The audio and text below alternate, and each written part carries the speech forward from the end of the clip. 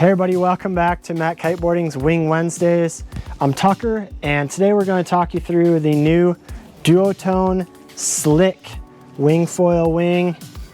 Been testing the 5.0 out here for a few weeks.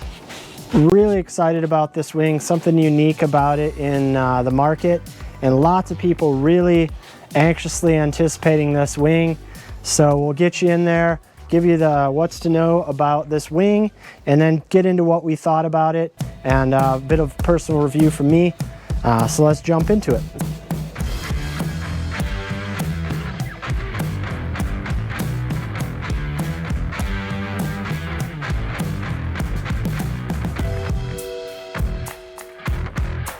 As with all of our videos, you can give us a thumbs up if you like the video, share with a friend, subscribe to our channel, and put any questions or comments in the comments section below. We'll do our best to help you. And of course, you can always reach out to the shop via email, live chat, or phone call as well. So the Duotone Slick, this is the fourth wing from Duotone, and really they're kind of merging some of their previous designs and also going with something completely new out there. I'm really excited about this design. Ken's really been testing these like crazy in Hawaii with his team, and I think they've come up with something really unique that a lot of people are going to be really excited about. Obviously, with any design feature, you know, it has its positives, it has its drawbacks, and we'll walk you through some of that, show you what's up with this wing, and get you going on it. So it's getting blown around a bit right now, but let's see if I can get it to stay in position here. Looking at the wing, as you can tell, it is very square, wingtip wise anyway, and just the total outline is pretty rectangular. That keeps everything very compact, reduces your wingspan, makes it a little easier to handle, especially in the larger sizes, and really just gives a pretty nice balanced feel to this wing. Obviously, you can tell they've got some generously sized windows here, kind of straight downwind of where you hold it. You know, that'll allow you to see stuff that's straight downwind. Personally, I like to see windows a little further forward than that, so you can see sort of where you might be heading if you were to arc in that way. But this is going to give you the option to see what's straight downwind of you, and probably a more useful position, you know, for looking through the window when you're back winging, or riding and wanting to see, you know, what's straight downwind of you. So that's the front end of the wing. As you can tell, it is the legendary Duotone craftsmanship. Really nice Trinity ripstop on the canopy to help reduce any kind of damage or stretching. And all Duotone products are really just beautifully made, so pretty excited about that. Let's get to the important side of the wing here.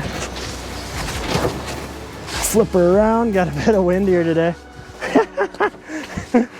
See her flying. Let's see if I can get her pinned up here on the wall. There we go. So here we have kind of the operating end of the wing. This is the new mini boom. This is a different boom than what you have on your Echoes or foil wing in the past. So you'll need a different boom, completely different boom. It connects differently here. It is removable with these straps, and it kind of seats into there. There's no adjustability. It's just one boom, solid boom. They're going to make it in aluminum and carbon. Currently, we have the aluminums available through summer with the wing purchase, and the carbon will be available at the end of summer for the first shipments. So keep an eye on that. The carbon will be maybe just slightly lighter, but we'll have a little bit of flex in it, I'm told, just to give it a little snappiness. So it'll be interesting to try that out and compare the two, but I think for most riders, the aluminum is the, you know, easy choice. It's still rather light, especially in the one-piece design, very rigid, and kind of that oblong design. I don't know if you guys can see it in the video or not, but it's kind of oval shaped. It's not round, it's sort of oval shaped, so it fits your hand nicely. It's real comfortable, easy to grab onto, and it gives you that ability to sort of twist the wing in your hands as you're flying it without having to really death grip it, which is cool. Front here we have a nice luffing handle, some neoprene underneath. As you can tell, this handle isn't huge, so it's nice to have that neoprene underneath so you're not scratching your knuckles on the Dacron and on the stitching. And the smaller handle will actually give you a little bit more control over the wing. It's just a little harder to find when you're searching for it. So it's nice that they have that in there. It'll be a good control. And we'll talk more about that later with the Surf Performance. We have a front wing leash attachment here.